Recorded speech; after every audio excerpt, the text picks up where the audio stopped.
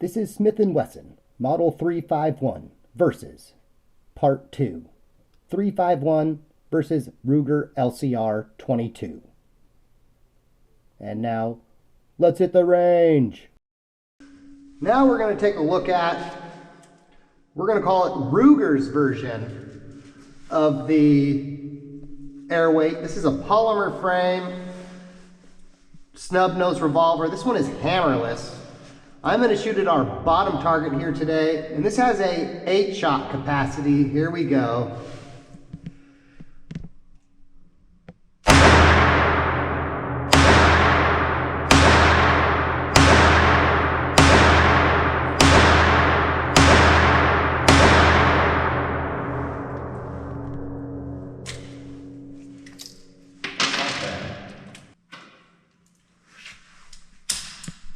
Ready? Yep.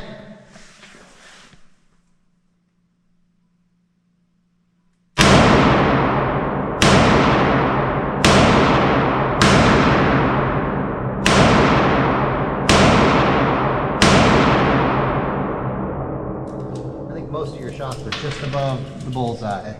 Now we are going to try 8 shots rapid fire.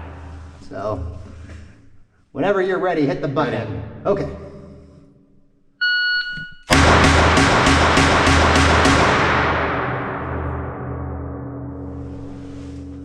3.21. I felt way faster than with the 38. I also think my hand is bruised from the 38. Okay, let me know when you're ready and I'll hit the button. Anytime.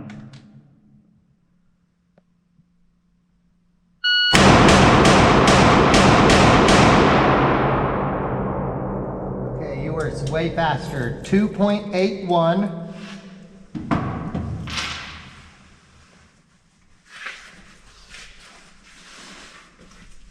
You were significantly faster than me in your splits, definitely. And all 7 on the paper. We better get pictures of those. The Smith & Wesson Model 351 PD is 6.19 inches long, 4.75 inches high, 1.3 inches wide, and weighs in at an extremely light 10.8 ounces.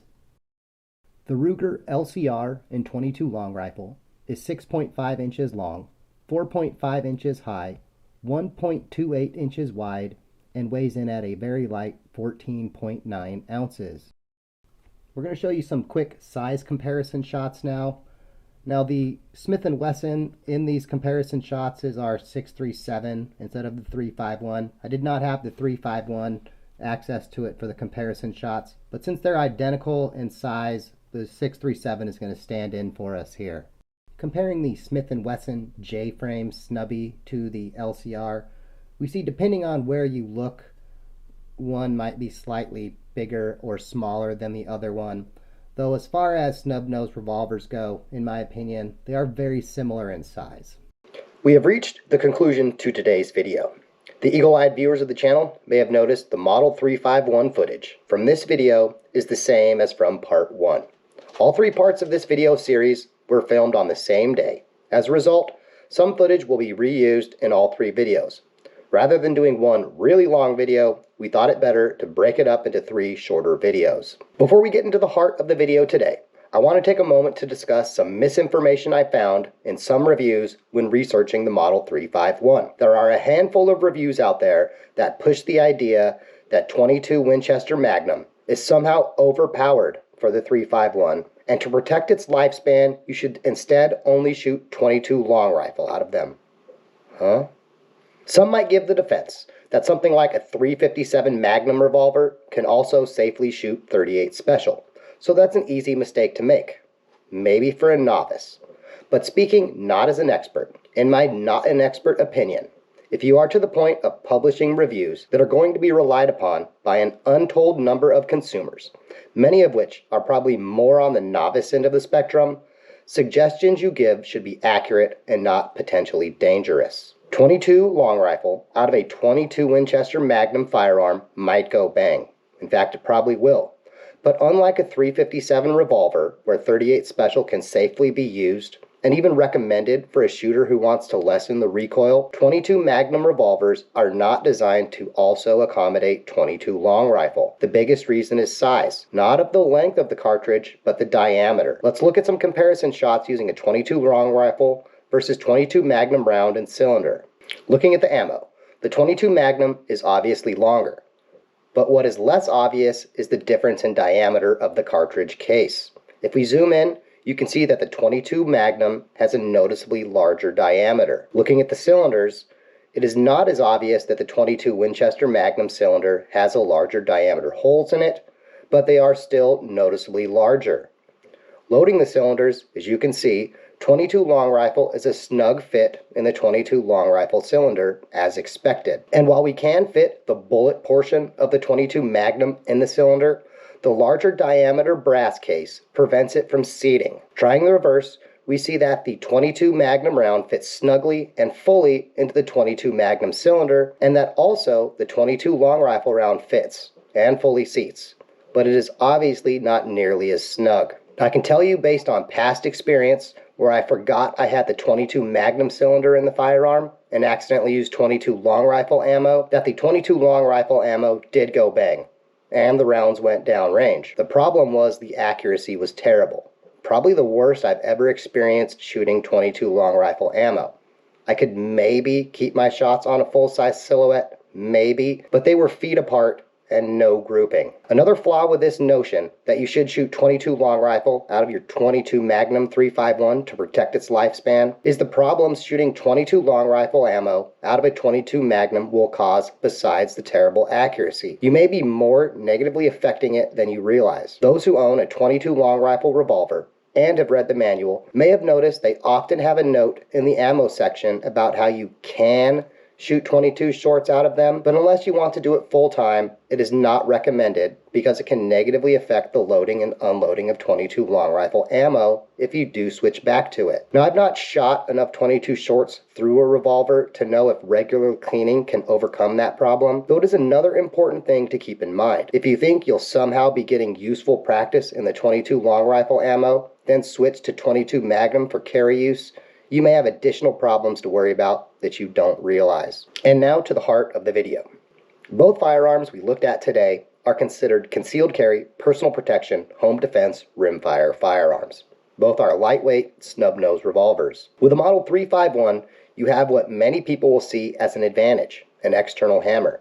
You can fire in both single action and double action mode. Many people are fans of the ability to do a measured single action shot and the accuracy that affords. On the flip side, the LCR has what other people will see as an advantage. No exposed hammer to catch in the pocket. While you don't have the ability to do the nice single action only shot, it does have a very shootable double action trigger. The crew and I both thought the LCR and .22 long rifle we fired today had a better double action trigger versus what is on the Model 351.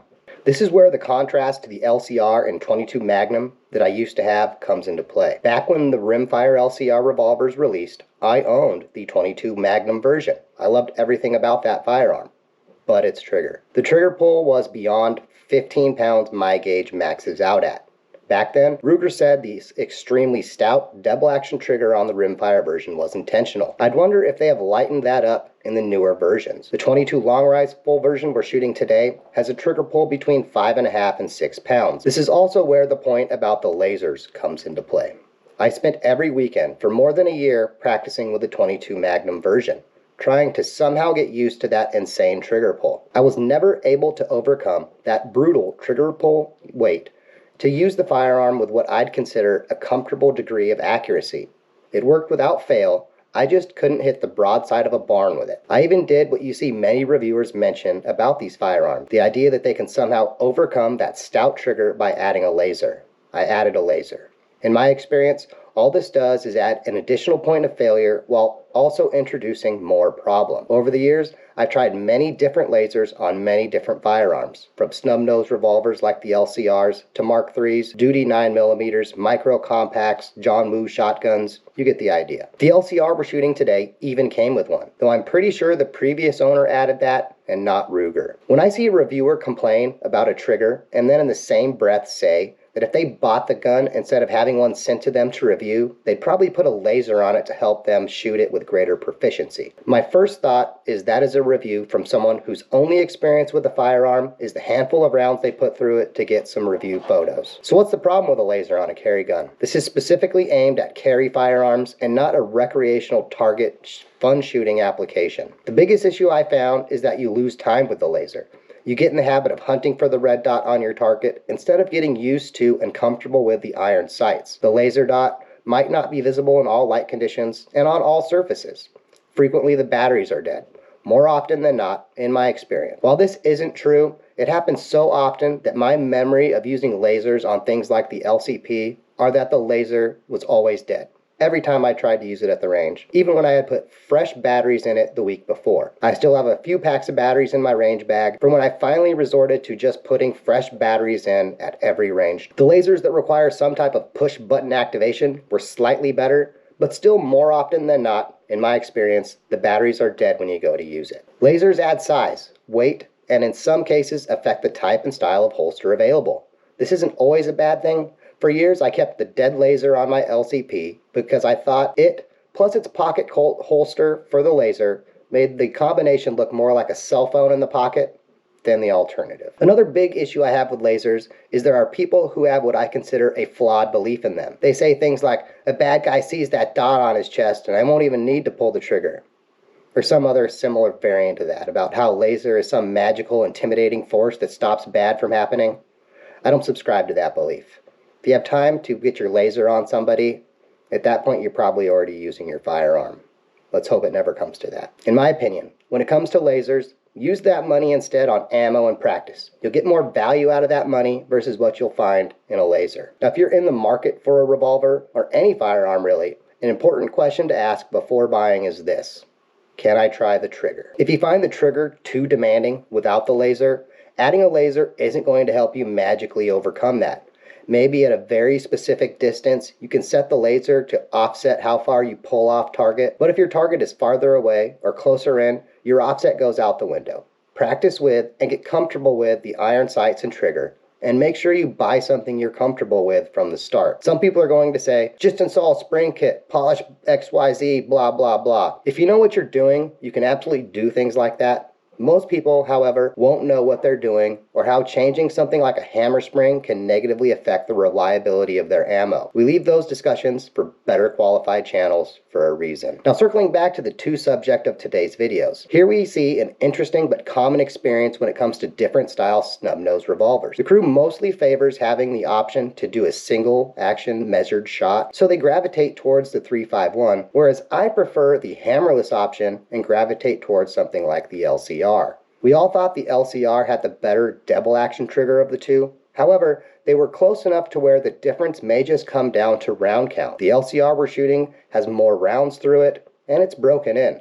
The 351 we're shooting might as well be brand new at this point. It has some rounds through it, but not close to what we have through the LCR. Another area where we see some division is in the grips. Some people prefer the wood grips of the 351, others the rubber hoe grips on the LCR. With both firearms having replaceable grips, if you don't like them, you can easily change them. I found that, while not a punishing recoil, the recoil of the 351 was more pronounced and taxing than that of the LCR. The LCR has two advantages: more mass, plus the hoe grip. I find both help it handle recoil better. While I think the extra mass of the LCR is an advantage, plenty of people will see the much lighter weight of the 351 as an advantage of its own. It is very impressive how light that little snubby is. Both firearms have very good sights for snubbies, and they are also replaceable. I prefer the ease of use of the high-vis sight on the 351, though I will also point out that the change Ruger made to the front sights on the LCR since it first came out I think are a big improvement. I find that white rectangle they added to the front sight very easy to pick up compared to the anti-glare black like it had before. Not quite as easy as that of the 351, but a welcome improvement over the original. The closing thought on today's video is one you're probably tired of hearing. It's always a pleasure when we get to review two excellent firearms. Thus far, both of these firearms have been 100% reliable and very accurate for their size. Which one gravitates towards likely will come down mostly to preference. The fans of a lighter revolver or who want the option for a single action shot will likely be drawn to the 351, while those who want a slightly heavier but still light revolver that is hammerless will likely be drawn towards the LCR. With the option to change the front sight and grip, both firearms are customizable enough to where if they are not perfect for you out the box, you can likely get them closer to that without much effort. With both firearms, the fans of the single action trigger option said after shooting the Ruger that while they wouldn't have considered one before, after shooting one, they would have bought it if the 351 was not in stock. The LCR fans had a similar thought about the 351 and its availability. Well, anyway, I hope you found this video useful. Thanks for watching, and as always, have a good day.